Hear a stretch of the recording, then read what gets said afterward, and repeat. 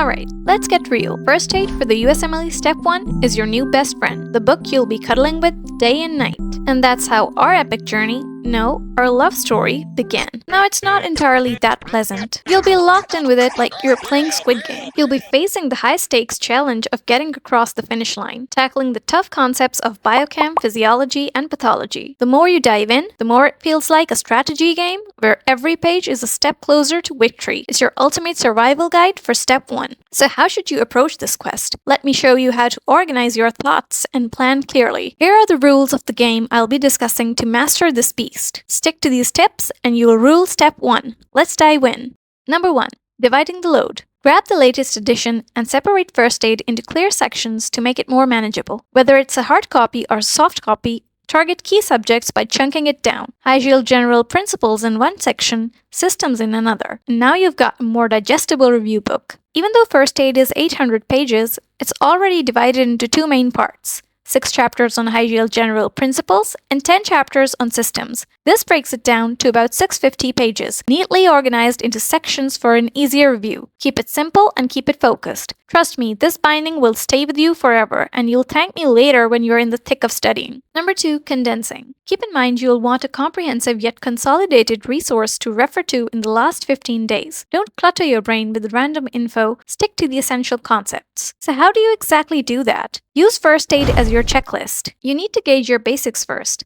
If your foundation is strong, you'll be able to condense the material effectively and focus on only what truly matters when crunch time hits. That brings us to checking your basics. Now, before diving deep into the complex stuff, ask yourself, do you have a solid foundation? Because let's be real, this is a review book and not a teaching manual. If your basics aren't strong, you'll struggle with the more advanced topics. Make sure your core concepts are nailed down first. Once that foundation is solid, the rest will be much easier to tackle. This gives rise to the question, how do I cover everything then? The answer is simple. Find a resource that complements First Aid. Whether it's a video series, question bank, or a concise textbook, make sure it fills in the gaps and supports the key concepts in First Aid. Just don't overcomplicate it. Now, which resources to consider totally depends on your own learning pace and stamina. From my experience, I found that dropping my pencil and simply listening or watching a B&B or sketchy video without trying to follow every page helped me stay calm and not overwhelmed. It allowed me to understand a concept, then go back and read it in First Aid to consolidate the info more effectively. Alternatively, starting directly with UWorld, USMLE RX, or Amboss Online has worked well for others. They'd get a question wrong, because let's be real, nobody gets all their first 10 questions right. Then they'd read up, absorb the info, and go back to First Aid for a deeper dive. But that leads to the dilemma, when do you start actively studying with all the annotating, highlighting, and yes, crying inside? When to start is totally subjective.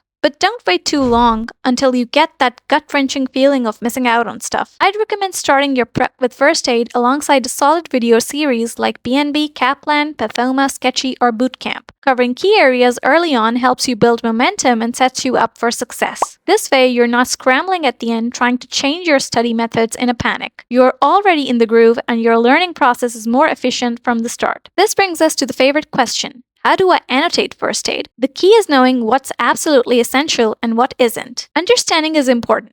Once you've clarified a concept, your mind will naturally start developing mnemonics, figures, or key recall words. Videos aren't a must for annotating, but I can't stress enough how important it is to ingrain those UWorld algorithms in your DNA. The exam is all about those high-yield topics, and they're your bread and butter. However, highlighting or writing everything down is not the best strategy. Keep a separate stack of flashcards, sticky notes, or any useful pictures for active recall later. This will help you reinforce what's crucial without overwhelming yourself. It's all about interlinking concepts. I'll show you how to annotate First Aid effectively with an example as we move on to the next rule, so keep watching carefully.